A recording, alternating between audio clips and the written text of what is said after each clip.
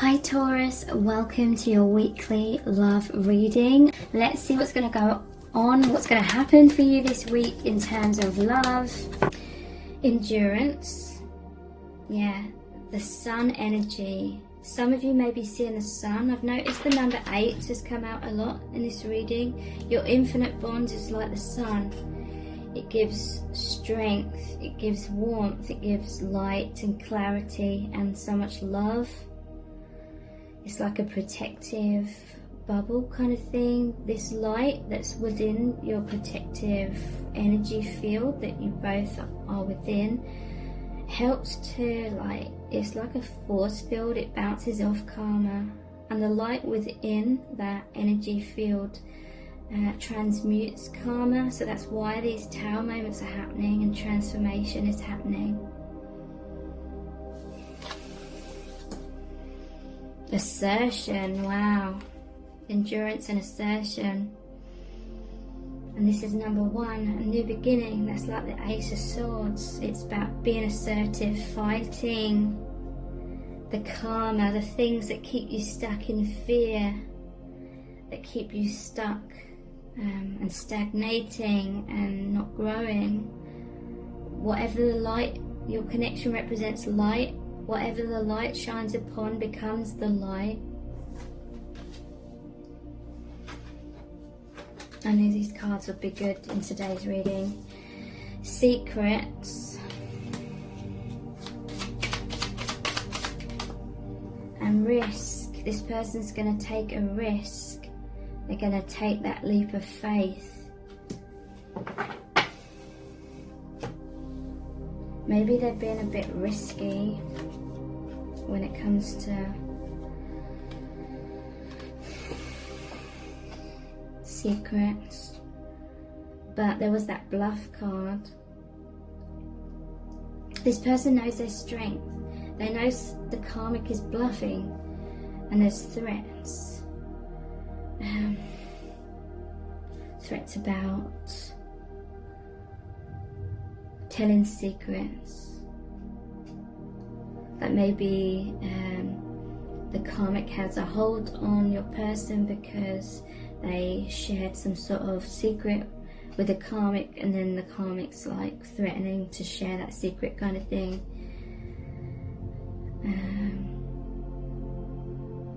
But they're going to take a risk. This person has to be quite secretive right now, playing their cards close to their chest kind of thing. Okay, so let's look at some oracle cards. What does their soul really want you to know? That you're soulmates, and look, you're coming out of the cocoon, the struggles that the butterfly goes through, the binding. It's that struggle to free themselves strengthens them, and this is you and your soulmate rising up, spreading your wings, being your true, beautiful, radiant selves, naked and vulnerable kind of thing. And look at how much light there is here. Definitely light workers.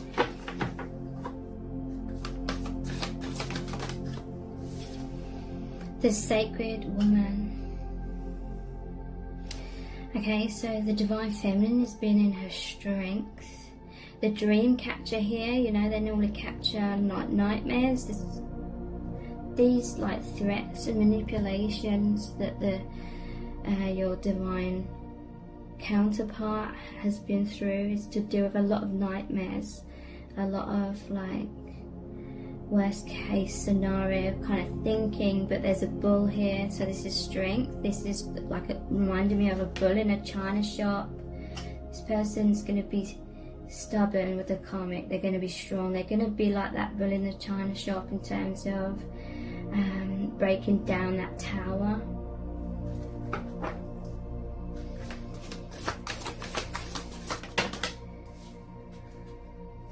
Silver waterfall. This is all about healing.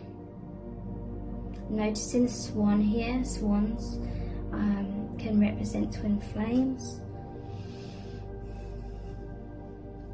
This is a healing. It almost looks like a curtain as well. It's like I'm seeing that you're being healed on a higher dimensional level.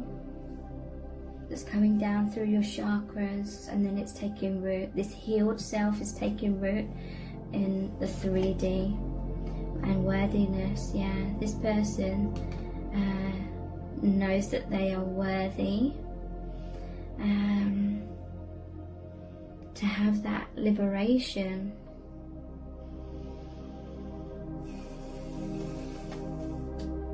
To be able to be their true self. These are the Starseed Oracle cards. What does their soul want you to know?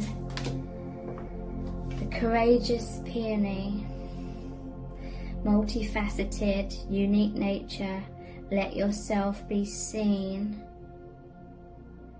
Interesting. Peonies are my favourite flowers. They used to be roses. I still really love roses. But in my old house, I had so many things with like peonies on.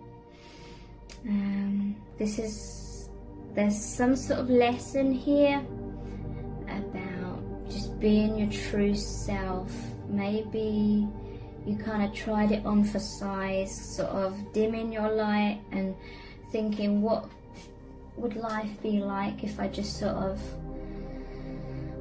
lived my life in the same kind of ways that most people do. And so someone here was like repressing their divine nature. They were repressing their light worker qualities, basically.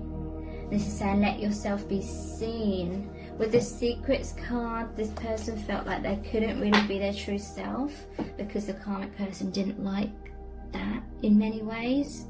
Not in all ways, but in many ways, because subconsciously they knew that when your person's in their true self, it means they're like energetically moving away from them, kind of thing.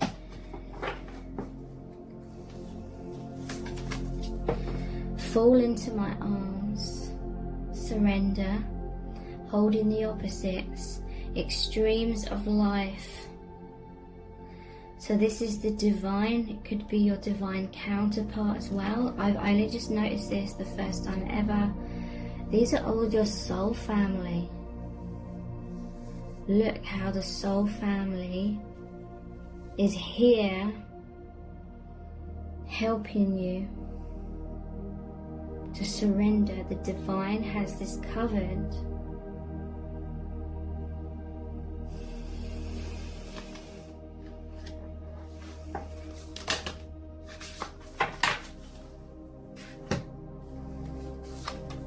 Star family, yes. Again, all the soul family. You're part of a team of souls calling support. Okay, so this person would have called in for support, and through meeting you or through reconnecting with you on a deeper level, you're the divine counterpart. That's definitely given them this strength and support, and connected them with the soul family more deeply. And it's like fall into my arms. There's a sense of safety in this connection where you feel seen and like appreciated for who you really are, kind of thing. Star brothers. So this is divine masculine assisting, Horus energy, protection, loyalty, safety and trust. So for some of you, it could be you as the divine feminine, because it will mostly be divine feminines watching this, that may be going through something like this. Most likely you're both mirroring each other. So you're both ending some sort of karma, which seems like a struggle, but the divine is protecting and guiding you. And the divine masculine given this protection, loyalty, safety, trust. Let's look at the chakra wisdom cards next.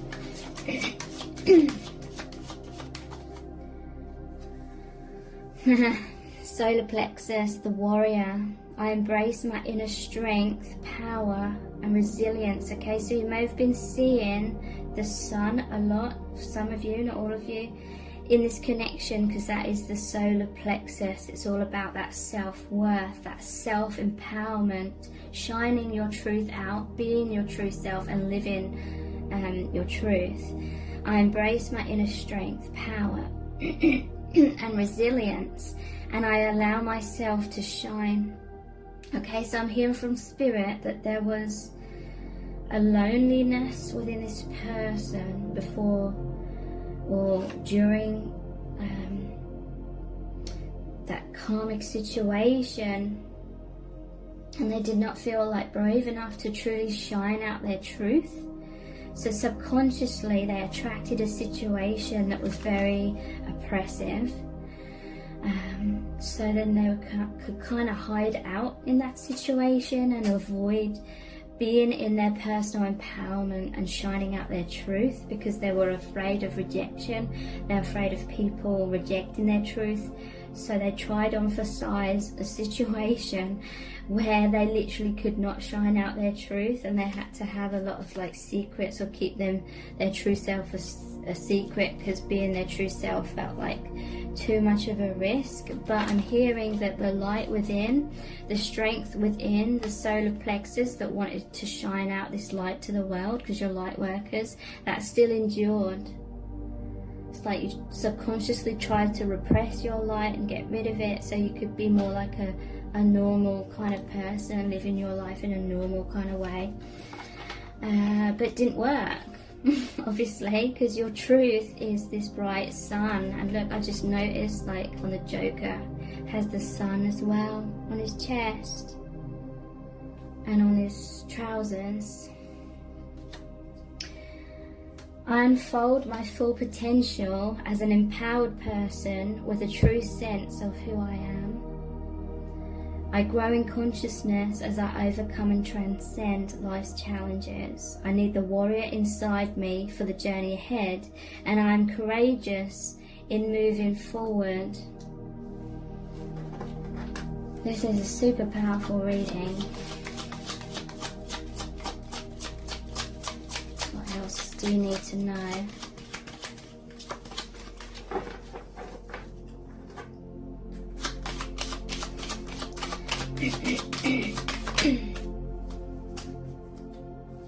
Solar plexus again.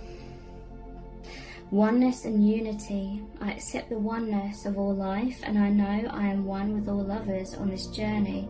I support them and let them support me. I am brave and not afraid to ask for assistance. I allow myself to empathize and sympathize with others, and I choose to see the love in all around me.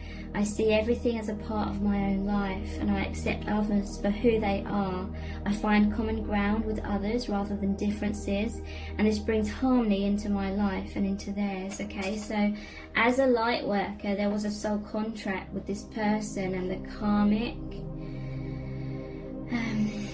to sort of love and accept them for who they truly are, because I feel like your person does accept the karmic for who they really are, but at the same time they know that they're not like a martyr. They can't heal someone, and they know that someone has to heal themselves. And so this person, they do have like healthy boundaries in knowing that even though they love and accept like the karmic for who they are, it does not mean they should continually put themselves in a toxic kind of situation and repress themselves massively forever. I feel like this person was willing to sacrifice themselves for a while. Solar plexus has come out again. For a while, to help uplift the karmic person. But then now it's time for the karmic person to take kind of what they've learnt, so to speak, and go off on their own path and heal themselves. Personal power. I choose to be myself and to express my truth.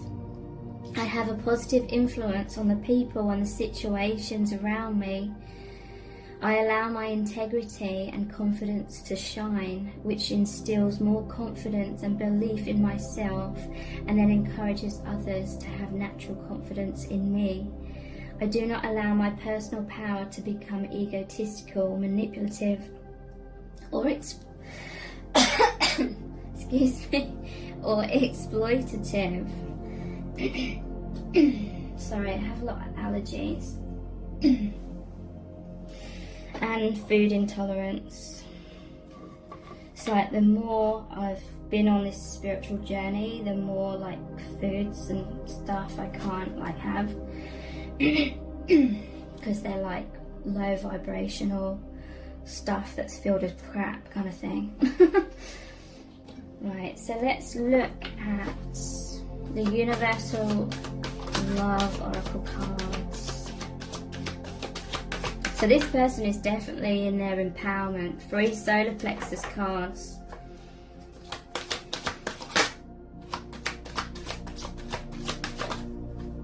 Transmutation.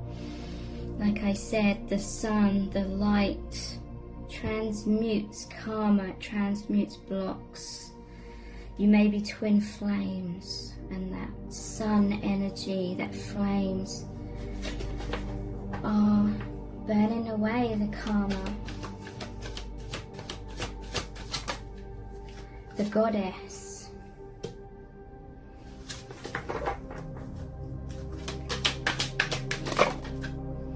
And tantric union. Okay, so divine feminine is definitely stepping into their personal empowerment. Tantric union is really saying you have this energetic merging, this oneness with your counterpart. And this is like where that protective kind of energy field is. Your love, that bridge between your hearts kind of thing. So we're going to finish this reading with a Rumi Oracle card. And it's going to be a really powerful message from the divine. What do you really need to know about this connection right now? We have Layla,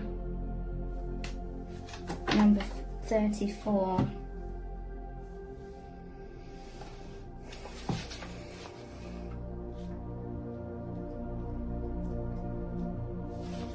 Put aside your clever schemes. O lover, be mindless, become mad. Dive into the heart of the flame, become fearless, be like a moth. Turn away from the self and tear down the house, then come and dwell in the house of love.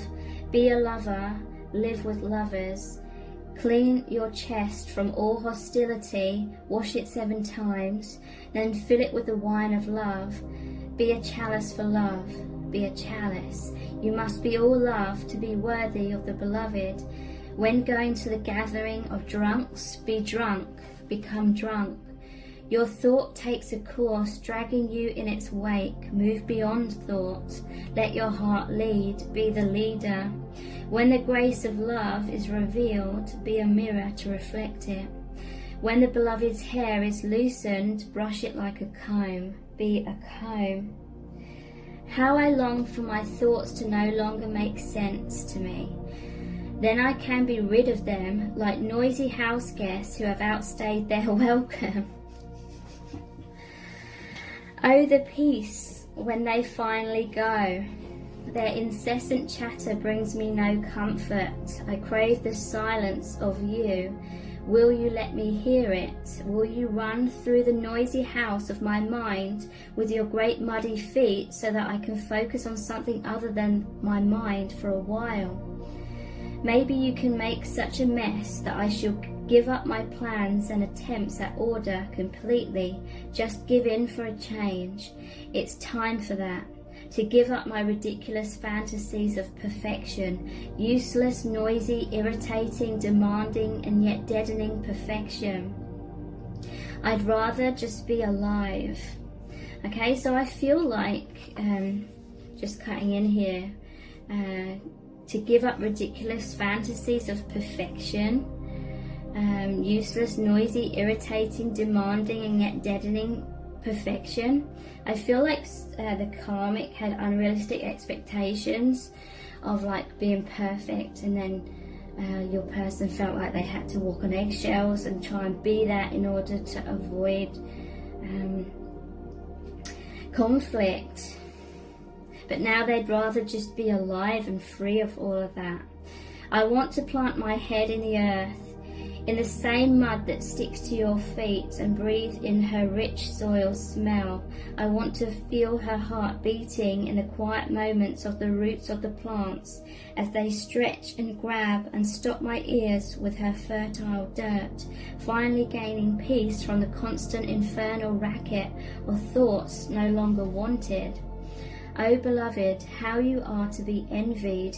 You are being given the gift of no self, no noise, no sense. The great beloved truly wants you to be closer than ever to the wild universal heart. In that field of love, every electronic device goes haywire, systems collapse, worlds collide, and great stars are born from the chaos. But the real you will sense none of this. You'll be staring at your beloved, so intoxicated by love, your tongue will loll out of your mouth, and you'll drool like a bloodhound, and you won't care a hoot, neither will the great beloved.